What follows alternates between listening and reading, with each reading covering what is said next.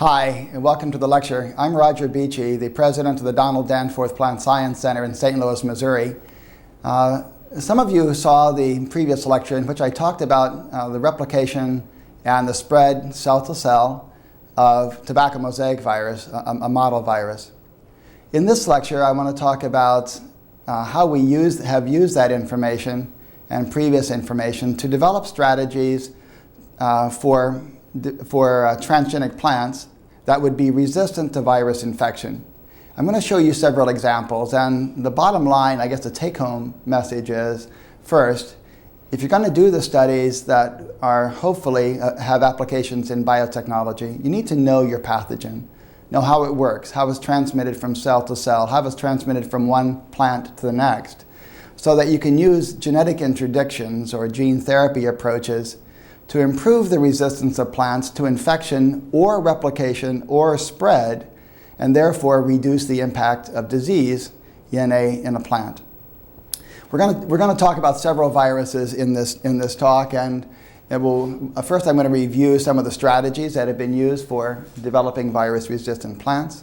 I'll talk about tobacco mosaic virus as a model of how we've used this information to develop what we call coat protein mediated resistance, and a real live example of how we've applied this or are applying it now in combination or collaboration with our colleagues in India to develop resistance against a very severe disease in groundnuts or peanuts, a crop which affects many smallholder farmers in India. If we can solve this problem, we will be very pleased, of course. Then I want to talk about a very different example, rice tungro bacilliform virus. It's a pararetrovirus, and you'll see the strategies that we used here are very different than the ones that we used up above in tobacco mosaic virus. And lastly, another challenge that a colleague of mine, Claude Fouquet and his lab are working on. It's a single-stranded DNA virus, a very different type, and the strategies used there will be different than the strategies used in number 1, number 2, and number 3. So let's go ahead. It's now been more than 20 years since we had the first field trial of a genetically engineered disease-resistant food crop. My lab was involved in a collaboration with the Monsanto company because very early on we didn't have all the technology necessary to develop transgenic plants in our own labs, and we collaborated with scientists at Monsanto to develop the plants that you see here. These are tomato plants. They carry a capsid protein of the simple virus, tobacco mosaic virus. Tobacco mosaic virus and tomato mosaic virus are cousins. And this is the result of infection of these 10 plants in this slide with the virus in our greenhouses. And you can see that the plants here are growing much taller and are much more healthy looking than the ones below. These are resistant to virus infection, and what we found in 1985 was that we could reproduce the work from tobacco to tomato to petunias and other plants. We then were able to, through applications made to the U.S. Department of Agriculture and the Environmental Protection Agency, to plant these in the field. And it's been now more than 20 years. My hair is not brown anymore. It's more light colored. But I've grayed because of a lot of things. And one of those challenges that I find still curious is how technology like this one and others have still found it difficult to be released into the commercialization stream. To date, we have only one success from an academic laboratory of virus-resistant plants that have been developed through these kind of technologies. It's a papaya that was developed at the University of Hawaii. And there's now a squash variety that's also on the market from the private sector. So why hasn't there been more success? Is it because we don't know enough about the virus, or is it that we don't know enough about how to do regulations? Is it about what we don't know about commercialization? Why has the public sector not been more involved in this science and technology? Because as you'll see, what we can contribute is significant. And we need to learn how to use our knowledge to enhance the contribution of our science to food production in this world where population will continue to grow, where ever more pressures of food production will continue to grow as population grows, where there's still only a certain amount of land that can be planted, only a certain amount of fresh water that can go onto agriculture lands, and yet population continues to grow. The challenges of plant sciences include those of studies of basic mechanisms of disease and finding ways to interdict those disease either through classical genetics and plant breeding or perhaps through biotechnology. And what I want to talk about today are specific examples where biotechnology can be used or has been used to develop plants that have resistance to the pathogen. Our next challenge is to get these tested under confined field trial situations to evaluate them not only in laboratories and greenhouses, but in actual field situations, as has been done in this first case now more than 20 years ago. What I hope is that there will be more and more examples of the public sector, such as we are, to developing products that will be useful in release for people to increase their food production. So first, a little bit of review of what has been done in scientific laboratories to develop resistance to viruses, and a variety of strategies. Some of these are called pathogen-derived. That is, we use genes and open reading frames or small RNAs to develop strategies to stop the virus in its process of virus replication. And there are a variety of those. In some cases, it's possible to use the genes that come from the coat protein sequences, as we did for the tomato mosaic virus case, or using replicase-related proteins, those enzymes that are required for replicating the viral genome. In other cases, their strategies have been to block the function of the movement protein. The latter has not been very successful to date, but I hope through the last lecture you gained a sense of how much we know about movement proteins, and the more we know, the possibility of blocking their action, perhaps having a wider array of effects on virus infection. The complementary strategies are to use sequences from the viral genome that will induce the formation of small RNAs that can then silence and lead to the degradation of viral RNAs during the replication process. This seems to work quite well in some cases, but not in others. Now, the challenge here is that it's imagined or expected that the RNA-mediated resistance events will work in those cases where there's very little divergence in viral sequence. As you know, silencing complexes are formed because of the close sequence similarity between one RNA and the target RNA. If those diverge because of the divergence in viral sequences, it might be a challenge for this kind of sequence, this kind of approach. Nevertheless, RNA-mediated resistance can give very high levels of resistance in transgenic plants. That will not be the topic of my talk today. We've been working primarily on protein-mediated events. There are other examples that are being used in which resistance is derived not from the pathogen sequences, but from other sequences. For example, I'm going to show you a case in which we've used transcription factors to restrict the replication and disease caused by rice Tungro disease. In some cases, there are single-stranded DNA binding proteins. Other strategies have recreated interferon-like strategies in plants, or using developing plants that have monoclonal antibodies that would bind specific viruses or virus proteins and slow down their virus replication by doing such. There is a whole series of data that now indicate that some of the translation factors that are involved in translating viral RNAs can be used to enhance disease resistance in certain cases of classes of viruses. So again, the more we know about the virus and how it replicates, the more we know about the host and how it responds to virus invasion, the more successful we'll be to develop strategies for resistance against infection. So I want to talk about our model system, the coat protein mediated resistance. How does it work? Why does it work? And how can we make it more effective? I want to give you a real-life example of a virus where we've used a coat protein to protect against tobacco streak virus in India. It's a real-world application of the technology that's now more than 20 years old. Rice Tungro disease using novel approaches, because the approaches up here didn't work on the one on rice Tungro. We found out about 10 or 12 years ago. And lastly, I want to talk about a protein that we call G5 protein. It's a protein from an innovirus, a bacteriophage, to control Geminivirus replication.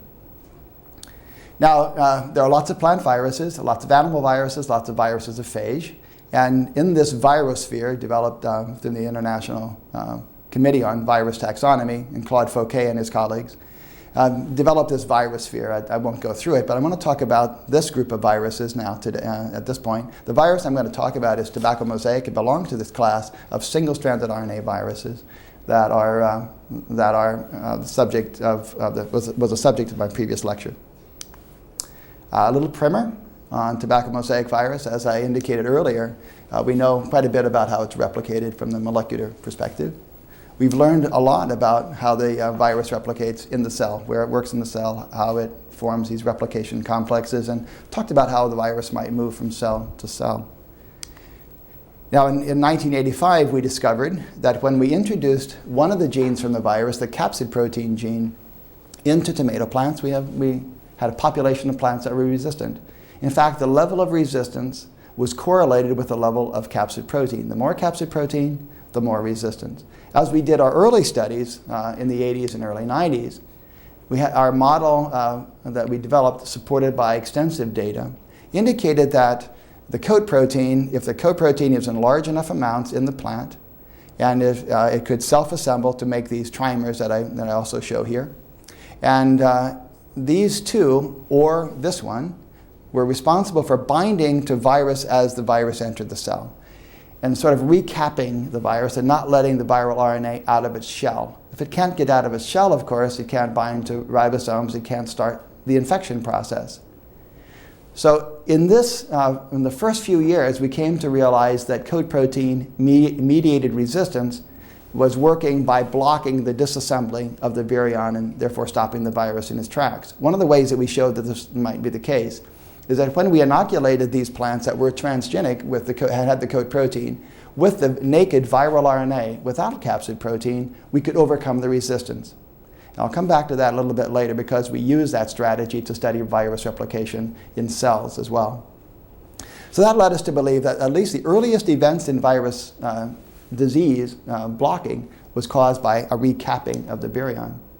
Because Gerald Stubbs and a large number of other laboratories have worked on the structural biology of the virus, we were at quite a positive advantage in our studies. What we said is if interaction of proteins with each other, the capsid proteins with each other, is important for virus disease resistance, perhaps if we blocked the ability of these capsid molecules to assemble, or we made mutations that would increase the affinity of the protein one for the other, we would increase the resistance level, and I want to show you the outcome of those studies. Now we use the residues in the structure in this ribbon diagram of the two capsid molecules. We know how they're interacted. You see here two acidic amino acids, aspartic acid at position 77 and glutamic acid at position 50 on two different capsids. These should be repulsive, but there's a calcium that lies in between and neutralizes those negative charges and allows it to stay together. Actually, one of the points of in the early stage of virus infection, the calcium is released, allowing these two to separate from each other and thereby releasing the viral RNA. We're also fortunate to have a quaternary structure of the assembled virion, so we know how they interact, the subunits interact with each other side to side and top to bottom. That's been really helpful as we've looked at sort of molecular structures and the effective structure on resistance. So here are the results of a very simple experiment. What we did was make a number of mutations in these specific amino acids of the capsid protein, and then put the gene for the capsid protein back in the virion and ask if the virion would assemble, if the virus could move cell to cell, if it could go from leaf to leaf, as I talked in the last lecture. But we also put those mutated proteins into tobacco plants and made populations of transgenic plants that had the virus protein. We made something like 15 independent plant lines for each of the mutations. So you can see we made a lot of mutants. And then identified out of that population those lines that accumulated the same amount of the protein, the wild type protein, or the mutant protein. And then use these in a plant pathology study, simply challenge these lines with virus and watch them get sick. So these are non-transgenic lines. You can see that these plants all became diseased in a certain period of time. And the more sick the plants look, of course, the more virus they have in them. So these are two independent plant lines that have two examples of two lines that have two different mutations in them, in the coat protein. And you see that there might be a little bit of delay between the onset of disease in this line compared to this line. But clearly they're not happy and they show disease. But now jump down to some of this other group. Here's a group of transgenic lines that you can see have mutant coat proteins. This line, 3646, is a historical line that we've used for very many years. And you see here that these plants are different than the ones up above. In fact, they show some disease, but the onset of disease is later, it's delayed, and it's not as severe. Then there are another broad set of mutations in the coat protein that either don't get sick or get sick very, very late in the infection process. How did they manage to escape the infection? What's the nature of these mutations, and how might they delay the infection process? Now, we've not done all the experiments that I'll tell you about with all of them. We focused on T42W, one of the lines that we've studied the most. But it's emblematic of the others, and we have other data that indicated this group really acts as a group, and I'll talk about those studies. In this process, we also made transgenic cell lines in the cell line BY2. It's a tobacco cell line. Now, the importance of those cell lines then is that we could make single cells or protoplasts from them and study single cell dynamics of virus infection. And you see that here, in this case, we did the infection of the cells, and you see that they were inoculated at 0 time. Then we took samples at different times after infection and looked for the accumulation of virus proteins. So you can see that in this case, these sets of mutants, there was no indicator. There was replication and accumulation of the coat protein, just as in the non-transgenic cell line. Here's another set of cell lines in which there was no infection or very low level of infection, as shown by the accumulation of coat protein. Now, basically, the subset of cell lines, which showed less accumulation of coat protein, also showed less accumulation of movement protein or of replicase. They did divide it into two categories: those where there was high susceptibility and less susceptibility or greater resistance. Why was that? How did that work? And why does the coat protein function differently in different cases? So then we went back to the cell biology of how the virus infection and replication complexes are set up. As I indicated in the previous lecture, the red color represents where the virus replicase is located, the green where the movement protein is, and the blue where the coat protein is localized. This is relatively early in the infection cycle. You can see that these green bodies representing some of the virus replication factories are relatively modest in size and not coalesced as the later stages.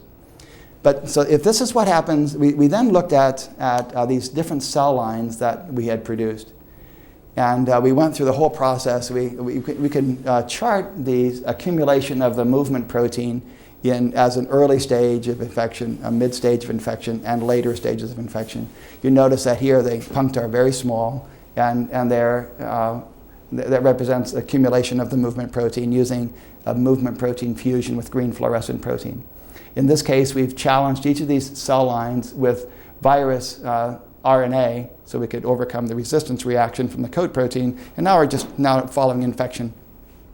So you can see that these bodies grow larger in size. They really get larger, and then down below, in the later stages, the bodies look quite large, and then through a proteolysis of the movement protein, there's a targeted degradation, and the bodies are not visible anymore through the green fluorescent protein. They can only be seen by electron microscopy and localization of the replicase.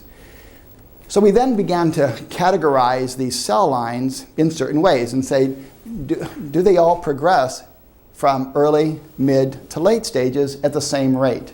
So a very talented research assistant looked at these cell lines at different hours after infection, at 10 hours after inoculation, and at different time points, and then decided if they were in early stages, mid stages, or late stages of virus infection. And what you see here is that there are a set of cell lines that all act as if they are non-transgenic. They go through progression of disease and accumulation of these bodies just as a non-transgenic cell line would do. There's another set of mutants that are demonstrated here that look like they progress through the infection cycle in much the same way as does a cell line that makes wild-type coat protein. This is the first time we had noted that this process is different in this cell line than in this cell line up here. Look, notice how it goes through that progression very rapidly. What that indicated to us is if you get virus infection in these cells by avoiding the disencapsulation or the release of viral RNA, the infection process can even go faster than normal, than expected. That indicated something very special, and that is that the capsid protein was acting perhaps as a positive regulator during the replication cycle. That's something we hadn't discovered before. And others of these protein mutants act also as positive regulators. But then down below you see another whole group of cell lines. In those cell lines, they mostly get trapped in the early stages of infection. This stage, or the one just down below. Why was that? That indicated that these, to us, or suggested to us, that these mutant coat proteins were actually acting as negative regulators, not positive regulators. And so we went back to our cell biology. Now look at these two slides, and what you're seeing on the left-hand slide is an infected cell that has one of these mutants that acts as a negative regulator. Notice you find almost no movement, there's almost no movement protein there. It was making mostly capsid protein and viral replicase, a little bit of movement, but a movement protein, but not a lot. And on the other side of this slide is the non-transgenic cell line, which you see very, very large replication bodies, just as I showed you in the previous lecture. These bodies are able to move around rapidly within the cell. They are able to move cell to cell in an infected leaf. So here was the first indication that this is a negative regulator in some way in blocking the production of movement protein. And here's the clue. If there's less movement protein, there's less ability of the virus to move from cell to cell. So you can see that you can have a blocking of a process that results in disease resistance. So what's the structural biology of that whole, what makes the structure of that high resistance conferring mutant different from the structure of the capsid protein, and how might that structure affect function? I showed you earlier that the virus is really a helical array of about 2,140 of these capsid protein molecules. They all stack together and wrap around the viral RNA to produce the virion, and they do so that it looks like a helical stack. Here's and this stack, however, makes a view in the electron microscope that looks a lot like this. These are cryo-EM reconstructions or pictures of the of virions. Notice that this part here is notably different than this.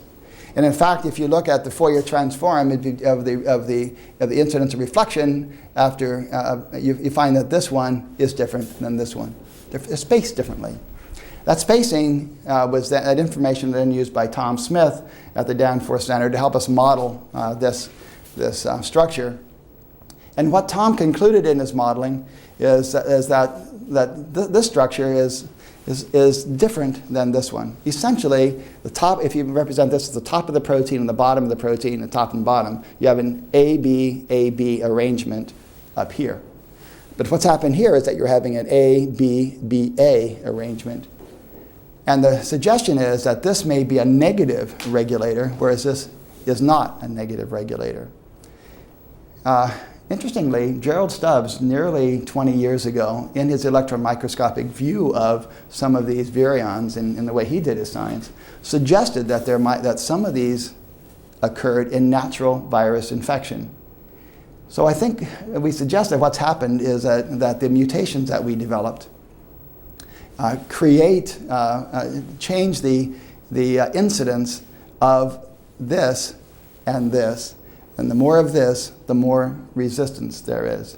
We know that these globs, these assemblies, these platforms, can interact with these. You see it in this structure here. Some of these are AB, and some are ABBA, co-assembled. That was an interesting, that model was very interesting and important. If you are a structure biologist, these two images in C and in G can be viewed as stereo pictures. So here's the model. That during virus infection, the replicase binds to the first part of the infection process, produces the enzyme, the replicase. That replicase then binds to this end of the viral RNA and makes the complementary RNA. It then goes to points on that complementary RNA where there are appropriate structures or internal promoters that are shown here as stem loops. And the consequence is that this enzyme then makes these smaller RNA molecules that act as messenger RNAs to produce the movement protein. Other subgenomic RNAs make more capsid protein.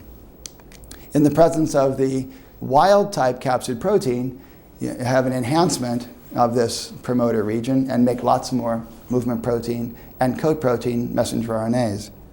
However, we think that we propose that when the mutant coat protein and the wild-type coat protein bind together, they block that receptor or that promoter or the binding of the replicase protein to that structure. In any event, you get much less movement protein being made. Some made, but not very much. As a consequence, you don't have as much movement protein. As I talked about in the last lecture, those movement proteins are absolutely essential for moving these virus replication factories around the cell. Here's a virus replication factory that's produced, but it doesn't have movement protein. It also doesn't move over here unless there's a little bit of movement protein stuck into it. So these factories move around because of the availability of the movement protein in the right place at the right time to bind to these to the transport mechanisms over to plasmodesmata. So that's a model of how resistance might work. So over the last 15, 20 years, we've learned a lot about coat protein mediated resistance. As these fly-ins show, as you read through them, I hope I've covered covered each of these topics and hope you can understand where we are in our understanding of how the coat protein can act as a positive regulator or as a negative regulator. Now, those of us who are interested in protein structure and function can take heart from this because some virus proteins, some virus capsid proteins are only positive regulators. The more we know about those positive regulators, you'd hold that we could learn more about how to make a negative regulator out of that positive and use that knowledge to strategize, to develop approaches to develop disease resistance so that we can have more coat protein mediated resistance that's more durable. I'm going to show you a brief example of an application of this technology, now 20 years old. This is a collaboration between my laboratory and a laboratory in Hyderabad, India. This is ICRISAT. It studies the crops that are important in tropical areas of the world. And South India, of course, is quite tropical, but very, very arid. And that's their focus, as well as focusing in Africa. Here's an example of a disease in groundnuts that is really very devastating, can be very devastating. And it's transmitted by an insect called, an arthropod, a thrips. And it carries the pollen from one plant to the next. And the pollen, on the outside of the pollen, is the virus. And as the insect chews on the leaves, it transmits the virus from the pollen surface into the leaf structure, into the cells, and off goes the disease. But it's very devastating, and the impact can be quite remarkable, as indicated by some of these headlines in the newspaper. The disease was first identified in the mid-90s. It recurs depending upon weather and humidity and rainfall. And you can see that it affects the area of India that's sort of from the middle downward. The state of Maharashtra is up here, in Mumbai, and then on down through Tamil Nadu. And what was important in our realization was that this disease not only affects groundnuts or peanuts, but it also affects other crops. And we found if we could have a strategy that helped to develop resistance against this virus in peanuts, we could also apply it in other crops, or other institutions could do so.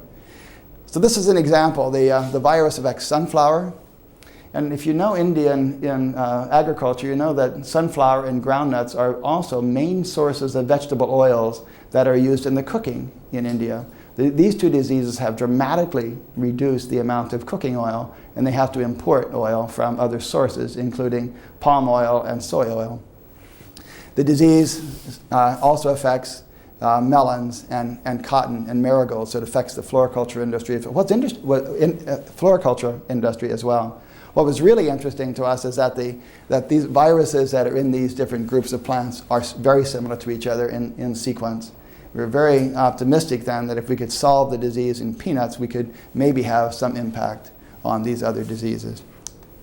This virus is very different from tobacco mosaic virus, but there was a history of study of this virus soon after we described coat protein mediated resistance against the tobamo viruses, the TMV and tomato mosaic. Colleagues in Europe asked the question of whether or not the coat protein resistance would work against this virus, against these classes of viruses. This is a group of viruses called ILAR, a group to which other important diseases belong. The genome structure of this virus is quite different than TMV. There are three different RNA molecules packed into this circular particle. And the coat protein is actually made as a subgenomic RNA that comes off of RNA3. We worked to develop a gene construct, which was then made available to our colleagues in India. I should say that before we did the work, we had full freedom to operate with all inventiveness. And we had agreements with those who held the important patents on the processes and the technology per se, that if we were successful, these products would be released free of charge without any royalties or license fees to the farmers in India who needed them. It's kind of a philosophy, I think, that we in the academic sector can apply under a variety of conditions. Here the slides show that the effect of infecting transgenic peanut plants with this virus in greenhouse conditions. Our colleagues in India have developed a large number of transgenic lines and now are evaluating them for the genetic structure and for the resistance. They have a number of lines. There's a line that has a delay of infection but not a high level of disease resistance. These lines, on the other hand, are highly resistant to an infection. These plant lines also have higher level of coat protein than those that are less resistant. So it's a coat protein mediated resistant phenomenon. We're hoping that we will be able to extend this work into more greenhouse studies and eventually into field trials in the next year or two. So I'm pleased that the technology is now more than 20 years old, can actually be used in crop situations in India, and we think in other parts of the world as well. So how does it work for this virus? Is it like TMV? That we don't know. It's not been studied to the same detail at all in the case of the resistant lines. But some work that was done by Lee Gerke's lab and published earlier in Science provided a structural model for how the capsid protein of this virus binds to, or a virus that's like tobacco streak alfalfa mosaic virus, ALMV is an alfalfa virus, and with a similar strategy for replication. And Lee and his colleagues have looked at the structure of the complex of coat protein with the viral RNA and found that, yes, indeed, as we had known from the biological experiments that were done over the last 20 years, that in fact the capsid protein binds to the 3' end of the viral RNA to some of these hairpin loop structures and important for regulating replication. The challenge is that we know the coat protein is a positive regulator. It's essential for virus replication. So how does it work as a negative regulator? That we don't know. Whether it creates specific structures or intermediates that block its function as a positive regulator, we simply don't know, and we need some ongoing work to figure out how this works. Now I want to talk about a very different virus. This is a virus that's a pararetrovirus. The disease is actually caused by co-infection of two viruses, one that's spherical, contains RNA, one that's bacilliform. These two together can be transmitted by the insect vector, a green leafhopper. And if transmitted to a young rice plant, as shown in this case, that the result is that it causes a dwarfing of the plant, it stunts its growth, and accumulates large amounts of virus particles in the phloem tissue, and causes this severe discoloration. In severe cases, the infection is so strong that it prevents development to the point there is no panicle made. And if there's no panicle, there are no rice seeds. I've seen fields in India where the disease is in the range of only, it reduces the output, the yield of the crop by as much as 80%. It's periodic. Depends on the ability or the availability of the insect and whether or not there are infected plants in the region. This virus is responsible for making the proteins that allow the insect vector to acquire this virus as well as this virus. Now, for a number of years, we studied coat protein mediated resistance against this virus. And this one's an interesting virus because it contains 3 capsid molecules. It looks more like some of the animal viruses than any other plant virus that we know about. But the level of resistance provided by coat protein or capsid proteins in transgenic rice lines was low.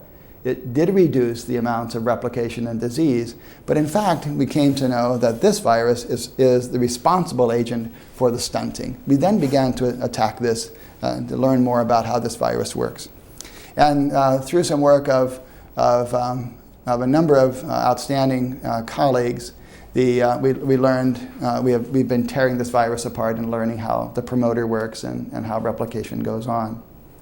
This is a virus that doesn't live in the US, and so all experiments related to it need to be confined to controlled environments and locked chambers and so forth. It belongs in a class of viruses called pararetroviruses. And the life cycle of a pararetrovirus is very different than the life cycle of tobacco mosaic virus. The virus enters the cell, and again, in this case, by feeding from the insect. And then you can see that after disassembly, the genetic information, the double-stranded DNA, goes into the cell nucleus. Unlike other pararetroviruses, this one, there's no evidence that this one integrates into the viral genome. But here it forms a mini chromosome, and that results in the production of more double-stranded DNA, which is transported by an unknown mechanism, goes into the cytoplasm where gene expression leads to the production of capsid proteins and movement proteins and so forth, and then the assembly of more virus particles. So it's very different than tobacco mosaic virus or other RNA-containing viruses. The genome of the virus is a circular, single-stranded, double-stranded DNA virus. The promoter region, which is responsible for making this full-length transcript, is shown in this dark band here, is in this region. In studying that, and in rice plants and in other plants, we came to know that the promoter that is in this region, when linked to reporter gene, shows expression of that promoter only in vascular tissue. That's in line with the observation made by plant pathologists that the virus accumulates in vascular tissue. In our studies and subsequently of the promoter region, we came to identify a unique region in this promoter sequence that was unlike other sequences that had been described as promoter-related sequences. And we called it box 2. It's proximal to the TATA binding protein site, binding site. Through the standard single hybrid and 2 hybrid kind of procedures, we identified proteins that bound to that promoter sequence. These we call RF2A, rice factor 2A, and rice factor 2B. These can form binding, these can bind to that box 2 sequence I talked about earlier, either as homodimers or as heterodimers. Both of these are activators of transcription. We've characterized the function of each of these domains, protein-rich, glutamic acid-rich, and this the glutamine-rich domain and the acidic domain and so forth. Down here is an additional protein. This is this is a protein that we call RLP1. It also is a bZIP protein, but it does not bind to the DNA binding site alone. It can only bind in the presence of either RF2A or RF2B, but it's a negative regulator. So our model is that as you know, the bZIP domains recognize the DNA binding sequence, and as that sequence is bound, it does its function. And one of the functions, apparently, is that in binding, it can interact with TATA binding protein. We show that there is some specific interaction between the glutamic acid domain of these proteins and the TATA binding protein that presumably plays some role in bringing the holoenzyme to bind on that promoter. Once it binds, it makes the messenger RNA, and off goes the translation and the processes of replication and packaging that are necessary. But the characterization of these transcription factors was an interesting part of the exercise, but we then had some ideas about how we might use that information. So here's the hypothesis. If the replication strategy involves these transcription factors, what are the role of these transcription factors in plant development? So we placed the experimental emphasis on the study of the promoter and an overexpression of the transcription factors in transgenic lines. For example, here's a transgenic line in which we've reduced the amount of the one transcription factor by using an antisense gene construct. It's a transgenic line that doesn't look very happy. It's stunted. It doesn't have many roots either. But it can outgrow it with time. And eventually it will produce a small amount of seeds. In contrast, this is another line in which we've overexpressed RF2B, the second transcriptional activator. And you see that those plants can get through this early process, but they don't continue further. They get stunted. In fact, some of the coloration of the leaves look interesting in that they lack some of the pigments, and they have a little bit of red tinge on them. This is what happens when we overexpress RLP1, the negative regulator. When we knock that gene down, that amount of RLP1 down with an antisense gene construct, we saw no phenotype. We did see a phenotype when we overexpressed the amount of RLP1. Now, if we compare and contrast the symptoms of disease caused by the virus and any of these phenotypes of the transgenic lines, it looks most like this one. Stunted, a little discoloration, and we began to have the hypothesis that maybe virus infection was having an effect on development by reallocating or repositioning or reusing those transcription factors for replication of the virus and not allowing the host to do its own development. And this is further supported by this experiment. Shonong Dai and his colleagues developed transgenic lines that overexpressed the DNA binding protein of one of those transcription activators, RF2A. Now, those of you who know gene regulation know that when you overexpress the DNA binding domain, it acts as a dominant negative repressor. And it binds the sites in the chromosomal DNA of the organism, binds those sites to which the transcription factor would normally bind, and thereby not allow the transcription factor to bind there. Now, when we express that dominant negative protein under the control of a promoter that would work in all cell types, the ubiquitin promoter, we got a very strong phenotype of stunting. When we use a different promoter, this one from the virus, rice Tungro virus, and it overexpressed this guy, we got also some stunting. Not quite as severe as you would imagine if you think about it. It's not quite as severe. If we overexpress the dominant negative protein using promoters that are known to be expressed in the vascular tissue, this is the shrunken 1 promoter from maize that we've used in this case, and this is from a gene called phenylalanine ammonia lyase. Also, both of these are vascular tissue.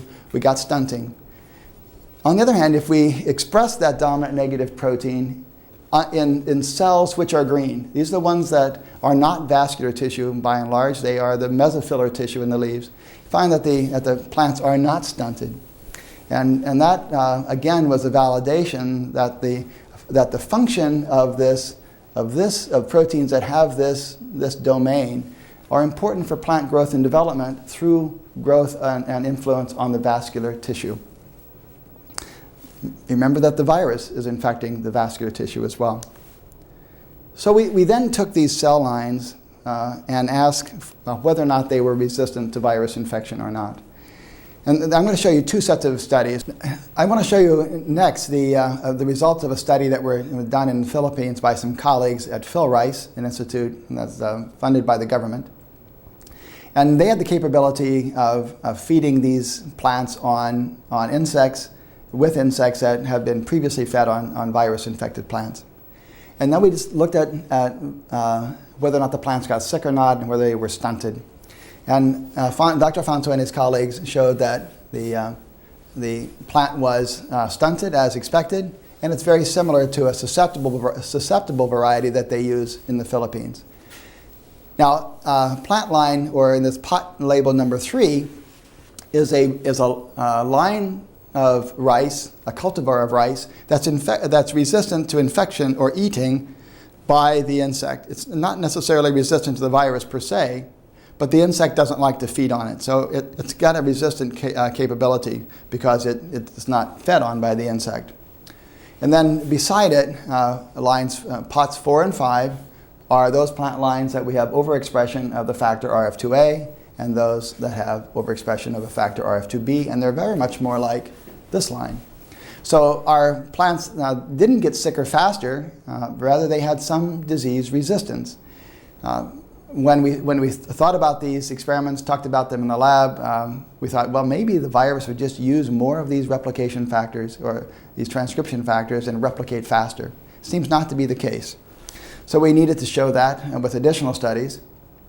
We then went on and learned how to do the virus inoculation, not with insects, but in the laboratory with a special tool that we had using agrobacterium to mediate the infection process.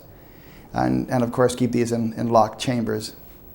And this is the result of those experiments that we had in our laboratory, and I want to show you then in contrast to what happened in the Philippines. So in this line, this represents the population of 30 plants that were inoculated. In the case of plants that are control line, and you see that after inoculation, down at the bottom corner, and plotting this, by about 35 or 40 days or so, the plants cease growth. They're stunted. They stop growing, just as what we expected them to do.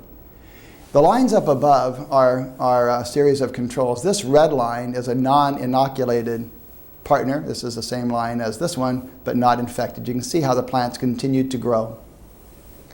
And then we show the RF2B and RF2A plant lines. And you see that the plant lines that are in the blue, these are the two lines that have the overexpression of RF2A, the transcription factor, and they grow as well as, if not slightly better, than the controls that were not inoculated. Likewise, the population of RF2B plant lines is indicated in this panel. In this panel, we're looking at disease incidence in populations of plants. This was developed by our colleagues in the Philippines. And in this case, they have a mathematical formula for disease incidence. And you can see that there's less disease incidence over a 2-month period by this plant line, which is resistant to the insect. Two of our plant lines are very similar in its resistance to this model line that they're using as their innate internal control. Here you see a bubble, indicating that these plants that are highly resistant do show a burst of disease symptoms in young leaves, but then as the plants grow, they tend to outgrow it, and the disease severity index is lower. Other plant lines that contain the other transcription factor are a little bit different than these, but much less than the control. Now, one of the possibilities that we entertained was that if we would make more of the transcription factor, the virus would use it and you'd replicate more, and you get more severe virus disease than in the control. And that clearly has not happened here. But we didn't know anything about the molecular processes. So Shunhong and his assistants worked to create cell lines from these transgenic lines and non-transgenic lines. These cell lines could then be inoculated with the virus and could study single-cycle growth curve. Now, I'll remind you that these are non-differentiated cells. They don't have phloem and don't have vascular tissue, but they are dedifferentiated for production of these transcription factors. In other words, we expect that the transcription factors are made in these cell lines. And then, of course, the transgene that we've introduced in these cases would introduce the overproduction of RF2A as well as RF2B. What we show here in these panels are the accumulation of viral RNA in non-transgenic cells and in transgenic cells. It's clear that this band is lighter, and there's less viral RNA in these two lines than there is in the control. That was a surprise. Had not anticipated that would be the case. Shunhong went on with the studies, and this is really a place to say, if you're a graduate student or a postdoc and you have a great idea, go ahead and do it if you can. I advised him not to do the study. And he went ahead and really, to my great surprise, has revealed more detail about the resistance than what I had anticipated. So this is now back using plants, not cell lines, but plants. And these are plant lines that have been selected. And in this group, there are 30 individual plants that are, leaves are taken from 30 plants and combined together. So if you count across here, you can imagine how many plants were grown in this experiment. And you can see in the dark blue line that in the non-transgenic cells or plants, the amount of virus RNA accumulates to a high level at about 20 to 25 days after inoculation and then drops off and stays high. The transgenic cell lines that overproduce the amount of RF2A and RF2B have considerable less viral RNA than the controls, and that this group has far less than this. Well, how about virus itself? And so we did the experiment to do straight PCR instead of real-time RT-PCR up here. He then did just the accumulation of viral DNA, and true to fact, this line, this set of lines that you see with the short bars are highly resistant not only to replication, not only to gene expression, but also to virus accumulation. So these lines not only look good, they have less virus in them. Now, you might anticipate then that the fact that these factors, the transcription factors, are not only affecting growth and development of the plant, but they might have something to do with this transition from the susceptibility of a juvenile plant to the resistance of the more adult plant. Perhaps it's affecting the innate immunity pathway or other pathways that provide innate resistance to the plant as it grows. The model that we have for the resistance reaction now is quite different than we had imagined, or that we saw in the case of tobacco mosaic virus. In this case, the insect carries a virus to a young plant, and as a virus invades in the phloem tissue, as I talked about earlier, where these transcription factors are, and we suggest that those transcription factors are reallocated to the replication and gene expression of the viral genome, therefore leading to stunting and disease. And that what we've done is shift that balance so that we now are able to outgrow the virus infection. Now, the last group of viruses I want to talk about very briefly is very different than either of the two examples I've shown before. This is a group of viruses that are single-stranded DNA viruses. They're important in tropical and subtropical regions of the world. They cause severe disease. They are characterized by a great deal of genetic variation and a lot of sort of promiscuous crossing between the viral species. They mix, they recombine, produce new pathotypes, and disease can be more severe or less severe depending upon the outcome of the genetic crossing or mixing of the genetics. This is a disease caused in cassava, and this is a severely affected plant line. It's very stunted. A cassava plant produces large roots full of starch and as a sole source of sugar, carbon, for many hundreds of millions of people in Africa alone. But normally it would grow to a height of someplace above 2 meters if it's well fed, if there are no diseases. This one is a very short stem that's perhaps less than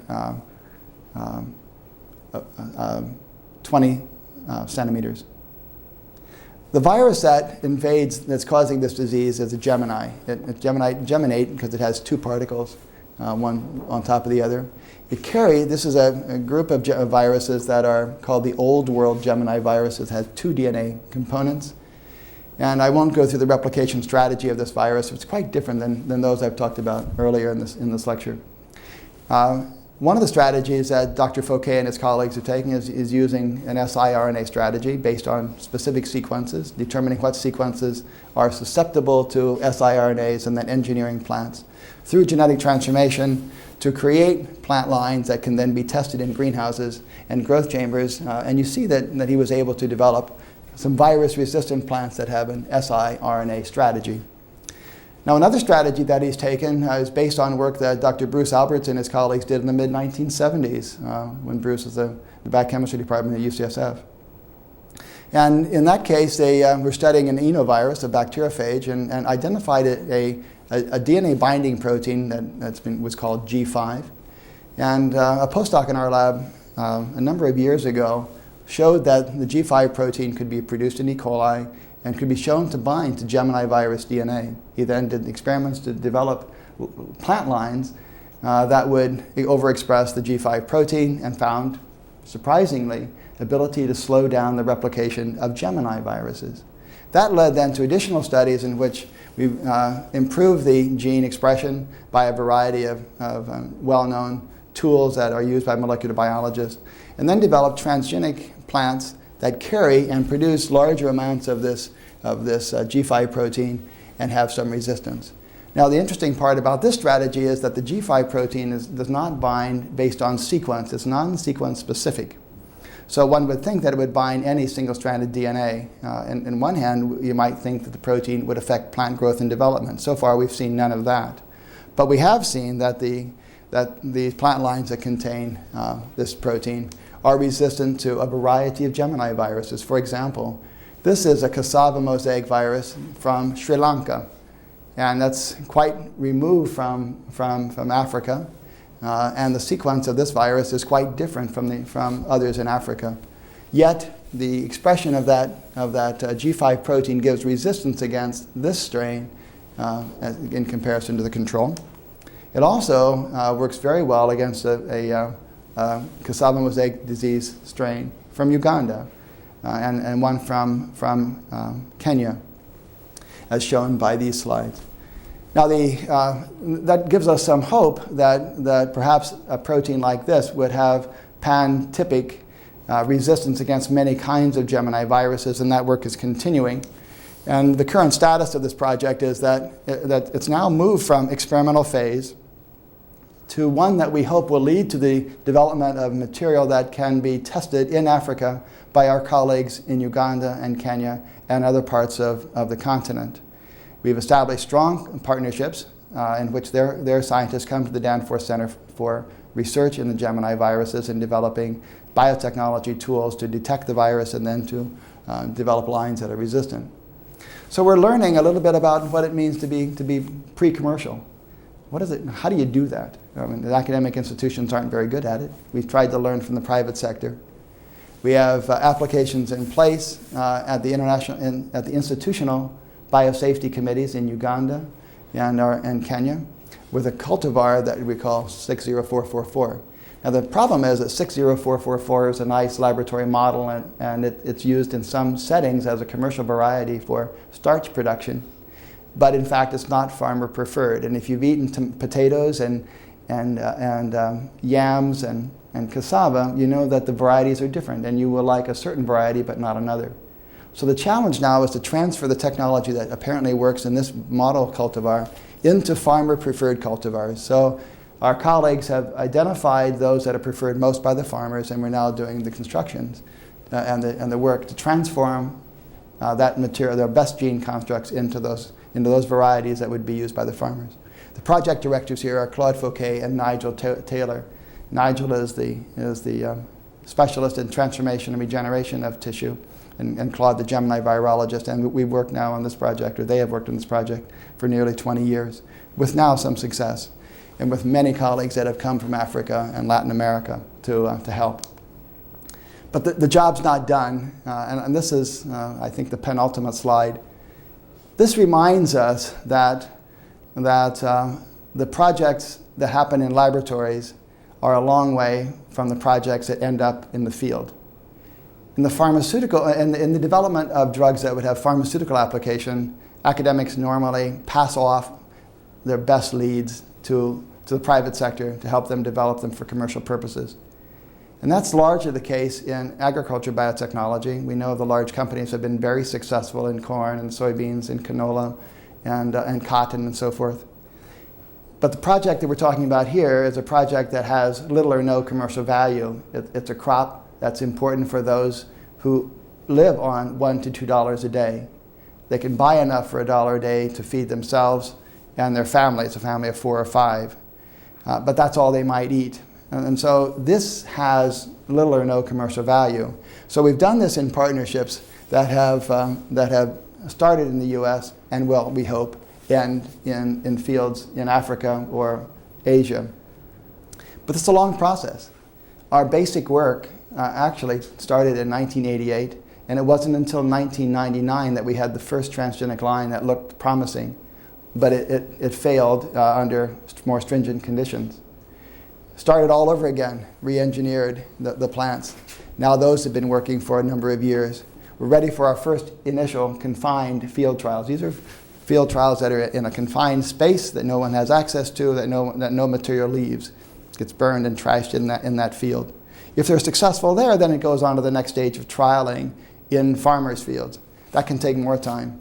While you do this, in this reiteration, you must work with the regulatory agencies. Remember that transgenic crops are regulated differently than plants that are developed through classical crossbreeding or through mutation breeding, high energy neutron bombardment and so forth, and breaking and rearranging chromosomes is something that is approved by the processes, but genetic engineering at this point is not. It's regulated differently.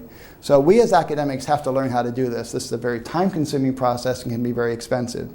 And that, in part, is what limits, I think, the involvement of the public sector, such as Danforth Center scientists or scientists perhaps at your institution, from moving into real contributions in agriculture biotechnology. But it takes time, it takes dedication, and specific funding that will allow it to go on.